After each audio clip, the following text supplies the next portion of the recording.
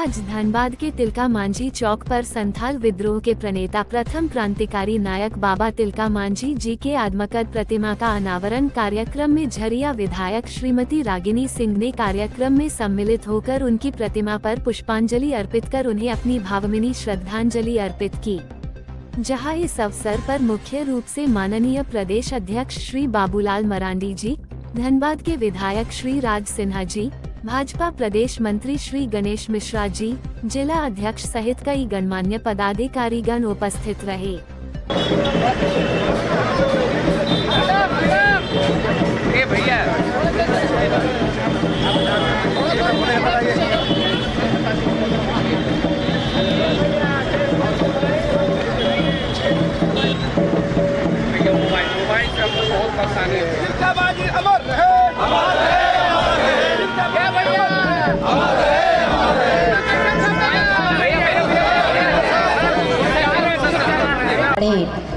दीदी बहन भाई सभी को प्रणाम, झारखंडी जोहार। आज बाबा तिलका मांझी जी का जो आज प्रतिमा स्थापना हुई है, आज गर्व हो रही है उन पे। आज ऐसे क्रांतिकारी जो इतना लेट और इतना जो लोग बोलते हैं कि हम आदिवासी का नेता हैं, आज हेमंत जी बोलते हैं, लेकिन उनके रहते हुए ऐसे क्रांतिकारी नेता का आज प्रतिमा धनबाद ऐसे शहर में सोचिए कि आज लग रहा है। ये हमारा देन है, ये हमारे आदरणीय बाबूलाल मरांडी जी का देन है कि आज हम लोग सत्ता में नहीं हुए हैं, फिर भी हमारी प्रयास है कि हम अपने आदिवासी समाजों को, अपनी बहनों को सम्मान देने में पीछे नहीं हट रहे। ये भारतीय जनता पार्टी का देन है। आज हमें गर्व है और वो ऐसे क्रांतिकारी है कि हम सब तो बहुत छोटे हैं, उनके बारे में कुछ नहीं कह सकते, लेकिन आज उनके चरणों में श्रद्धासुमन श्रद्धांजलि देते हुए आज हम सब गर्व करते हैं। आज उन्होंने एकता का पथ है, युवाओं को सीखने की जरूरत है कि मुझे अपने परिवार, अपने राष्ट्र को बचाने के लिए किसी शस्त्र की जरूरत नहीं है, किसी बाहरी की जरूरत नहीं है। अगर हम एक रहेंगे तो किसी की हिम्मत नहीं है कि आपके राज्य को लूट सके और आपके परिवार को कोई देख सके। ये हमारे तिलका मांझी ने परिचय का एकता दिए और उन्हें चले हुए रास्ते पे मुझे लगता है कि चलने की जरूरत है, तो हम सब जरूर कामयाब होंगे। आज कहीं ना कहीं झारखंड जिस तरह से हमारी आदिवासी बहनें किस तरह से पिछले 5 सालों में किस तरह से आदिवासी बहनों के साथ अत्याचारें हुई हैं, ये किसी से छुपी नहीं है। ऐसे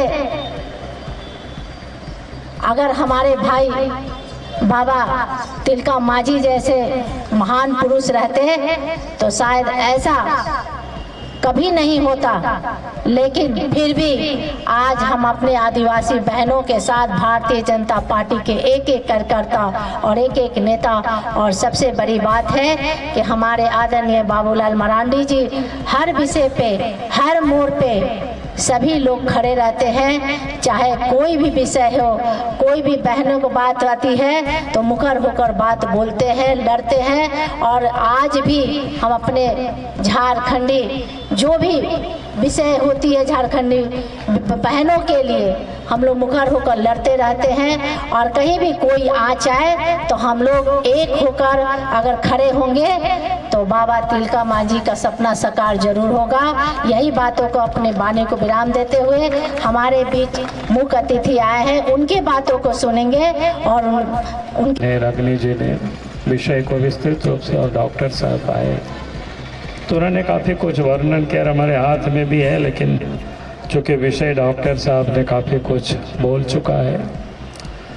और यह मैं जानता हूँ कई एक लोग मंच पर है, रामकृष्ण वगैरह, रामकृष्ण और देव साहब, काफ़ी जानकार लोग हैं, विषय वस्तु को लोग जानते हैं, लेकिन समय का थोड़ा सा अभाव होता है और हमारा अभाव होता है। आप सब लोगों को तो मैं नहीं जानता हूँ क्या, और एक दो जगह पर कार्यक्रम है, इसी कारण से हमने कहा था कि आप थोड़ा 1 घंटा ही समय दे पाएंगे और इसलिए थोड़ा सा जल्दीबाजी में है। तो मैं कहूँगा कि सबसे पहले तो बाबा तिलका मांझी के को मैं श्रद्धा सुमन अर्पित करता हूँ, और साथ ही जैसा कि बताया कि आज हम सब लोगों के लिए, खास करके हम भारतीय जनता पार्टी के अध्यक्ष हैं, तो भारतीय जनता पार्टी यानी भारतीय जनसंघ की जब स्थापना हुई थी पंडित दीनदयाल उपाध्याय जी, उनकी आज पुण्यतिथि भी है।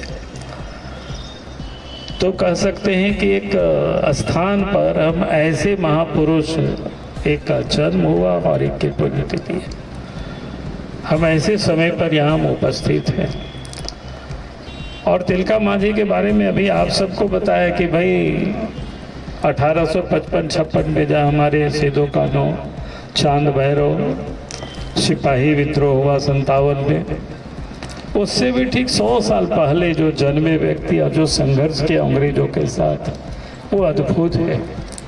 उसकी वर्णन हम आज हम नहीं कर सकते। कभी कभी मैं सोचता हूँ कि भाई लोग ने किस प्रकार से संघर्ष किया, कैसे लोगों ने आंदोलन किया।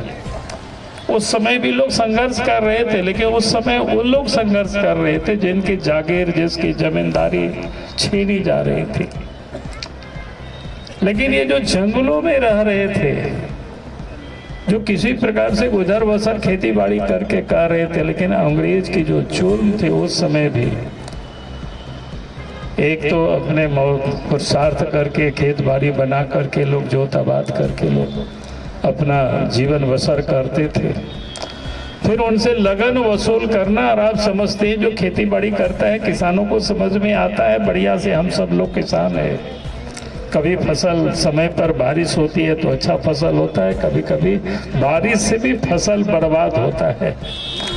लेकिन उन अंग्रेजों अफसरों को, अंग्रेज के जो जमीन या दलाल जो भी आप उसको कह सकते हैं, उनका काम क्या होता था? लगन वसूल करना, कि भाई वसूली तो वो करेंगे चाहे आपकी फसल हुआ या ना हुआ हो। फिर उसमें भी लोग कहते थे जो फसल जो लगन नहीं देते थे, फिर उसकी जमीन को हड़प भी लेते थे, जिसको कह सकते हैं बाद में फिर ऑक्शन करते थे, नीलाम करते थे। यानी तरह तरह के लोगों को यातनाएं दी जाती थी उस समय भी। और उस समय उसके खिलाफ जिन लोगों ने संघर्ष किया है, तो वास्तव में हम कह सकते हैं उसको सच्ची, जिसको कहते हैं आज़ादी के लिए, या उदाहरण बताया कि भाई उस समय क्या स्थिति रही होगी 1755, 56, 70 वगैरह में है, क्या स्थिति रही होगी। आवागमन की कोई सुविधा नहीं थी, बिजली नहीं था, पानी नहीं था, सड़क नहीं, यानी सब प्रकार की कठिनाई। उसके बाद भी लोगों ने संघर्ष किया। लोग किस प्रकार से लोग रहते थे उस समय की घर द्वार, अगर आप संचक कल्पना करें तो याद करें। यानी आज भी बूढ़े बुजुर्ग लोगों का, आप तो धीरे धीरे सब कुछ बदल रहे, आने वाले पीढ़ी उसको नहीं समझ पाएंगे, लेकिन उसको आप देखें तो लगेगा कि आज भी हमारा गांव उसी हालत में है, उसी स्थिति में है जो 1700 या 1855-56 में रहा होगा, 1755-56 में जो रहा होगा। आज भी उसकी सूरत अगर नहीं बदली है तो हम सोचें कि विकास के मामले में हम बहुत पीछे हैं, क्योंकि दुनिया इन वर्षों में कितनी आगे बढ़ गई, कहां से कहां पहुंच गए, कहां से कहां। आप लोग तो अंतरिक्ष में यात्रा कर रहे हैं, अंतरिक्ष में लोग घर बनाने की बात, चंद्रमा पर लोग सोच रहे हैं, मंगल ग्रह पर बसने के बारे में लोग सोच रहे हैं, और हम धरती में भी ठीक प्रकार से अपनी बसेरा नहीं बना पा रहे हैं। तो मैं इसलिए कहूँगा कि हमारे भी भाई बहनों, यहाँ आदिवासी भाई बहनें काफ़ी तादाद में उपस्थित हैं। तो मैं कह रहा हूँ कि ये तो सरकार करती है, सरकार की ओर से काम होता है, लेकिन हमें भी अपने आप को ये विचार करना कि हम अपने परिवार के बारे में विचार करें। देश की सरकार देश के परिवार के बारे में विचार करती है, राज्य की सरकार राज्य के परिवार के बारे में विचार करती है, लेकिन अपनी गांव की सरकार गांव के बारे में विचार करती है। लेकिन परिवार के जो मुखिया होते हैं, परिवार के मुखिया माता पिता होते हैं, वो भी अपने परिवार के बारे में विचार करते हैं कि हमारे बाल बच्चे कैसे पढ़े, हमारे बाल बच्चा कैसे अच्छे बने। इसके बारे में वो विचार करते, तो हमें इसके चिंतन करना चाहिए, हमें इस पर विचार करना चाहिए। मैं एक बात कह करके मैं समाप्त करूंगा कि मैं एक दफा इस बात को मैं लोगों को कहता हूँ कि साथीगण है, सबका नाम संभव नहीं हो पाता है, तो मैं उन सब लोगों को भी बहुत बहुत बधाई, बहुत बहुत शुभकामना। लेकिन हमें भी इन कार्यों को करना चाहिए, और जब हम इन कार्यों को करेंगे प्रेरणा लेकर के, तभी हमारी उनकी प्रति हमारी श्रद्धांजलि होगी। और मैं तो अभी बैठे बैठे सोच रहा था, इस सड़क को सोच रहा था, इस जो हम जब बनते धनबाद स्टेशन से, तो पहला मूर्ति जो आता है वो है आदरणीय विनोद बिहारी महतो जी का। जब उससे आगे बढ़ते हैं तो आप देखिएगा कि दूसरा आता है स्वर्गीय शहीद रणधीर प्रसाद वर्मा जी का। फिर उससे आगे बढ़िएगा तो अभी कुछ दिनों पहले सरायढेला थाना के मोड़ के पास वहां पे बाबू वीर कुंवर सिंह के मूर्ति का अनावरण हुआ। फिर जब उससे हम आगे बढ़ते हैं तो बाबा शहीद तिलका माझी के मूर्ति का अनावरण हुआ, और फिर आगे बढ़िएगा तो महाराणा राणा प्रताप जी का मूर्ति बना हुआ, उसका भी अनावरण होने को बाकी है। इसलिए ये इस पथ को हम लोग प्रेरणा पथ के नाम से जाने। अनेक जो वीर हैं या इस पथ पे उनकी मूर्तियां स्थापित हो रही है, ये बहुत अच्छी बात है। मैं बैठे बैठे सोच रहा था, पता नहीं ऐसे ही अनायास ही कि ये जो पथ है, इस पथ पे सरदार पटेल के भी बीच में मूर्ति है। ऐसे ऐसे लोगों के यहाँ मूर्तियां स्थापित हुई है, जिनको याद करने से हमें अपने राष्ट्र के प्रति प्रेम जगता है। हमें अपने हमारे कर्तव्य क्या अपने राष्ट्रपति के है, अपने राष्ट्र के प्रति क्या कर्तव्य है, हमारी इस धरती के प्रति हमारा क्या कर्तव्य है, हमारा इस झारखंड के प्रति हमारा कर्तव्य क्या है, हमें ये याद आएगा। और जब भी याद आएगा तो हम याद करेंगे कि हम अन्याय के विरुद्ध हमको बिगुल फूंकना होगा। अन्याय, अत्याचार, कदाचार, अनाचार या जहां भी आएगी उसके खिलाफ हमको खड़ा होना होगा। बाबा तिलका माझी तो हम नहीं बन सकते, लेकिन उनके या इनके किए हुए कार्यों को याद कर हम अत्याचार के खिलाफ लड़ाई लड़ सकते हैं।